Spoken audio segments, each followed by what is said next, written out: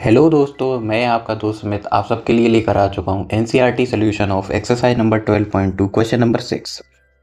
मेरे प्यारे बच्चों, अब तक अगर आपने ये क्वेश्चन नहीं सीखा है तो ये वीडियो आपके लिए काफ़ी इंपॉर्टेंट होने वाला है। इसमें आप इजीली सीख जाएंगे कि इस क्वेश्चन को सॉल्व कैसे करना चाहिए, क्या अप्रोच रहनी चाहिए, क्या तरीका रहना चाहिए, किन चीज़ों का आपको ध्यान रखना है और किन चीज़ों को आपको इग्नोर किया जा सकता है। तो जैसे सबसे पहले आपका जो सवाल है उसकी हम रीडिंग करते हैं। तो क्वेश्चन की रीडिंग कुछ इस तरीके से होगी। A solid iron pole consists of cylinder of height 220 cm and base diameter 24 cm, which is surmounted by another cylinder of height 60 cm and radius 8 cm. Find the mass of the pole given that 1 cm cube of iron has approximately 8 gram mass. Use pi is equal to 3.14. देखो, जैसा कि आपको ये diagram में show कर रखा है ना, आपको टू सिलेंडर्स गिवन है। कितने सिलेंडर्स गिवन है? सिलेंडर फर्स्ट और सिलेंडर सेकंड। आपको एक सिलेंडर फर्स्ट गिवन है और दूसरा सिलेंडर सेकंड। दोनों ही सिलेंडर्स की मेजरमेंट आपको गिवन है। जो लार्जर सिलेंडर है उसकी जो हाइट है वो 220 सेंटीमीटर है। जो लार्जर सिलेंडर है उसकी जो हाइट है वो आपको 220 सेंटीमीटर गिवन है। ओके, इसका जो बेस डायमीटर है, इसका जो बेस जो डायमीटर है वो आपको गिवन है। इसकी जो मैग्नीट्यूड है, इसकी जो वैल्यू है, ये आपके लिए गिवन है 24 सेंटीमीटर। तो अब आप डायमीटर से क्या फाइंड कर सकते हैं? तो आप बोलेंगे सुमित हम डायमीटर से ना रेडियस फाइंड कर सकते हैं। तो आप 24 को ना 2 से डिवाइड कर दो, और 24 को जब आप 2 से डिवाइड करोगे तो आपका आंसर आ जाएगा 12 सेंटीमीटर, है ना। अब इस मार्कर पेन के कलर को चेंज कर लेते हैं, इसको ब्लू कर लेते हैं। अब देखो, जो आपको सेकंड वाला सिलेंडर गिवन है उसकी आपको रेडियस गिवन है, उसका डायमीटर गिवन नहीं है, उसकी रेडियस। तो उसका जो रेडियस है वो आपके लिए कितना गिवन है? 8 सेंटीमीटर। ओके, और उसकी जो हाइट गिवन है आपके लिए H2, उसकी लेंथ है 60 सेंटीमीटर। अब हम पहले जो फर्स्ट सिलेंडर है उसकी वॉल्यूम फाइंड करेंगे, फिर सेकंड सिलेंडर की भी क्या फाइंड करेंगे? वॉल्यूम, और उन दोनों की वॉल्यूम को ऐड कर देंगे जिससे सॉलिड की क्या आ जाए? वॉल्यूम आ जाए। तो इसके बाद जब हम इस क्वेश्चन की आंसर राइटिंग करेंगे तो हम किस तरीके से करेंगे? चलो अब आंसर राइटिंग करते हैं। तो सबसे पहले हम क्या लिखेंगे, देखते जाइए। सबसे पहले हम मार्क करेंगे वॉल्यूम ऑफ सॉलिड। हम मार्क करेंगे वॉल्यूम ऑफ सॉलिड। तो वॉल्यूम ऑफ सॉलिड इस क्वेश्चन के लिए हमारे लिए क्या होगा? तो आप बोलेंगे सुमित आप वॉल्यूम ऑफ सिलेंडर फर्स्ट निकालो, वॉल्यूम ऑफ सिलेंडर फर्स्ट। इसके बाद जो सिलेंडर फर्स्ट का जब आप वॉल्यूम मार्क कर लो तो उसमें आप ऐड कर देना volume of cylinder second, volume of cylinder second. इसको थोड़ा सा अच्छे से राइट करते हैं शॉर्ट फॉर्म में ही। तो हम इसको कुछ इस तरीके से राइट कर सकते हैं, volume of cylinder second. Okay, ये मार्क कर लिया।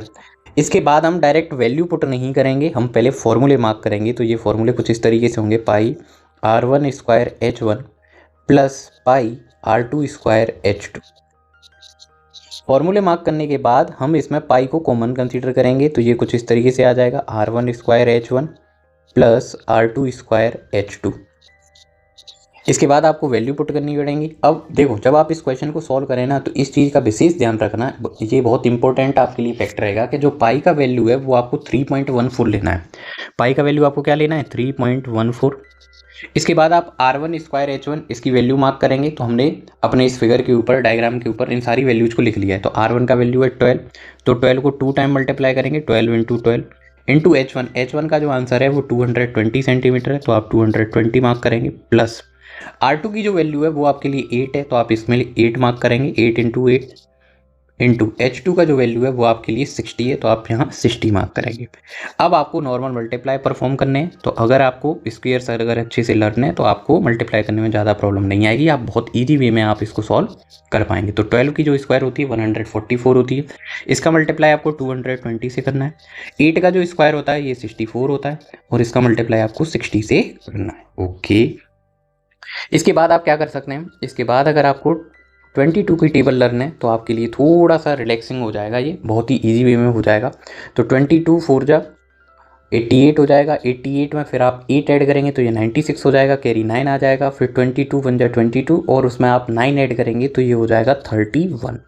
इसी तरीके से आपको ये मल्टीप्लाई भी परफॉर्म करना है। 6 4 जा 24 हो जाएगा, कैरी 2 हो जाएगी। 6 6 जा 36 और 2 38 हो जाएगा। इस तरीके से ये चीज़ें आपके लिए आ जाएंगी। अब आपको पता है कि आपको इन 2 नंबर्स को ऐड करना होगा। क्या करना होगा? ऐड करना होगा। तो 31680 इसमें आप ऐड करेंगे 3840।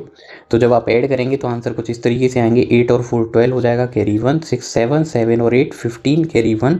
उसके बाद 3 2 5 और फिर आप देखो फिर आगे कोई कैरी वेरी तो है नहीं, तो आपका आंसर आएगा 35520। इसका मल्टीप्लाई फिर आपको करना होगा 3.14 से 35520, और ये जो आंसर आया है ये किस में आ जाएगा, सेंटीमीटर क्यूब में आएगा। ये आंसर किस में आएगा, सेंटीमीटर क्यूब में आएगा। ओके, अब आप इस मल्टीप्लाई को परफॉर्म करिए और बताइए मुझे कमेंट सेक्शन में कि इसका आंसर कितना आने वाला है। पहले मुझे इसका आंसर बताइए, उसके बाद मैं आपको इसके आगे की एक्सप्लेनेशन समझाता हूँ। तो मेरे प्यारे बच्चों, आई होप आपने ये मल्टीप्लाई परफॉर्म किया होगा। अगर आपने ये मल्टीप्लाई किया होगा तो आपका आंसर कुछ इस तरीके से आएगा। अगर मल्टीप्लाई नहीं किया है तो आपको मल्टीप्लाई करना चाहिए, क्योंकि बोर्ड एग्जाम में आपको मल्टीप्लाई सेल्फ करने होंगे। तो जब आप इन दोनों नंबरों का मल्टीप्लाई परफॉर्म करेंगे तो ये जो एक्सप्रेशन है वो आपके लिए आंसर देगा कुछ इस तरीके से। जब आप इनका मल्टीप्लाई करेंगे तो आपका आंसर आएगा 111,532.8। इस तरीके से आपके मल्टीप्लाई का आंसर आ जाएगा। अब ये जो आंसर आया है ये तो वॉल्यूम का आया है। ये आंसर किसका आया है, वॉल्यूम का। क्वेश्चन में तो मास पूछा जा रहा था। क्वेश्चन में क्या पूछा जा रहा था, मास। आप मास बताइए, मास ऑफ द पोल। तो पोल का जब आपको मास बताना होगा तो आपको मास का फॉर्मूला लर्न होना चाहिए। किसका फॉर्मूला लर्न होना चाहिए, मास का। तो मास का फॉर्मूला होता क्या है, तो आप कहेंगे सुमित हमें मास का फॉर्मूला लर्न है। ऐसे क्वेश्चन हमने कई बार करे हैं। तो मास का फॉर्मूला होता है वॉल्यूम इंटू डेंसिटी।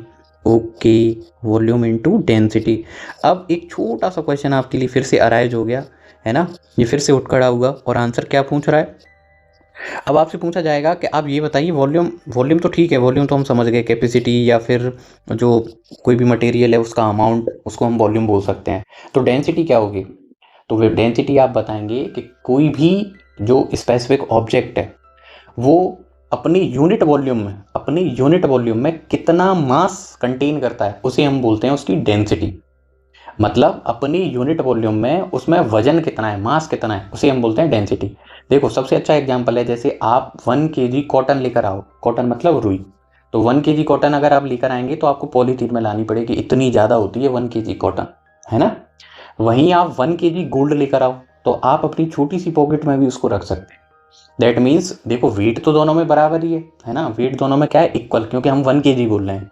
लेकिन स्पेस है ना, इस इन्वायरमेंट में ज़्यादा जगह कौन घेरता है, तो ज़्यादा जगह घेरती है कॉटन, और गोल्ड कम घेरता है। तो इसका मतलब गोल्ड जो है ना उसकी डेंसिटी ज़्यादा है और कॉटन की डेंसिटी कम है।